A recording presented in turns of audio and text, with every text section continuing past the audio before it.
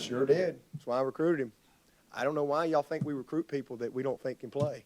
I don't understand that question. I really don't. I don't understand that question. I mean, we don't sign people here that we don't think can play great football for us. We don't sign those guys. So damn right, yeah.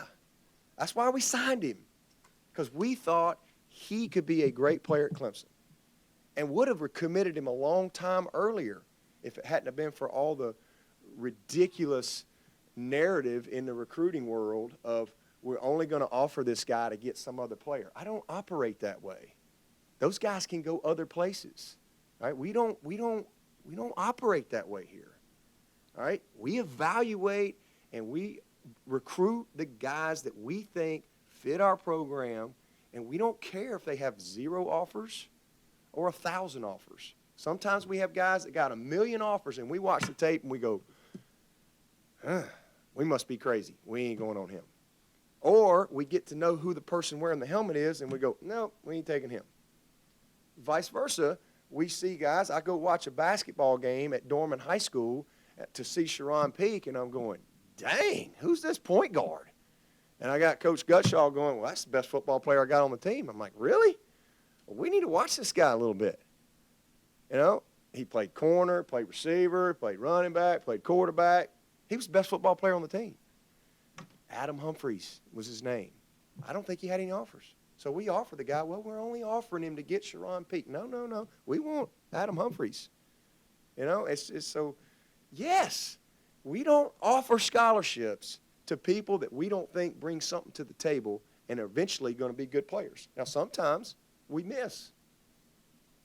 Not a lot, but sometimes we miss. Sometimes, you know, there's certain things you can't measure.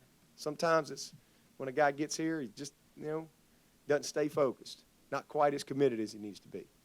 You know, the process is hard for him. It's hard here. This ain't an easy place. It's a hard place, man, and everybody will hit the wall eventually.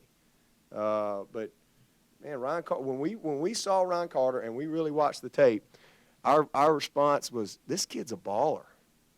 This guy is a baller, man. I mean, he can play. I watched him on a kickoff coverage. He ran down Dalvin Cook. I went, whoa. Because I love Dalvin Cook. He's an awesome football player. And I'm sitting there going, did y'all see this kid? He was returning punts. He played safety. I know Mickey. Mickey Kahn was the head coach. I'm like, Mickey, man. He's like, Coach, this guy's a freaking baller. I'm just telling you. All these people recruiting all these, I'm just telling you, this guy can play. And I'm like, I think so too. I mean, what am I missing here? You know? But as a result of the recruiting process, he didn't have a lot of confidence coming in. And he kind of had to go through the process. You know, he redshirted, he worked, eventually hit a wall, pushed through the wall. And I love him. Man, he's as good a player as we got.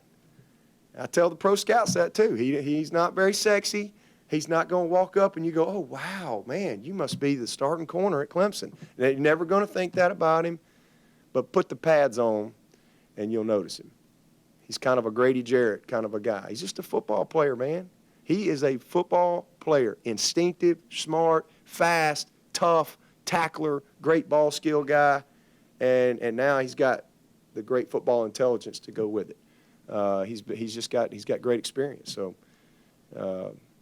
long answer to your question, but yes. You know, you're talking about Adam, you're talking about Ryan. It's versatile football players. You know, playing different positions, playing different sports. How much do those kind of guys sort of fit in your program more? Yeah, I mean, we love guys like that. Y'all saw us using Ryan Carter as a sophomore. I mean, he's playing big-time plays at nickel and dime in the ACC championship game type minutes. I mean, so, like I said, we don't just play guys to make them happy. We play guys that have earned it and deserve it and what we see in practice. And, you know, that's who he's been. But we love versatility. Love it. I love guys. I mean, you look at our receivers.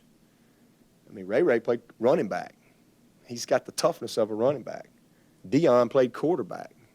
Maury Rogers played mostly running back until he moved to receiver. I mean, we got a lot of – Renfro played quarterback.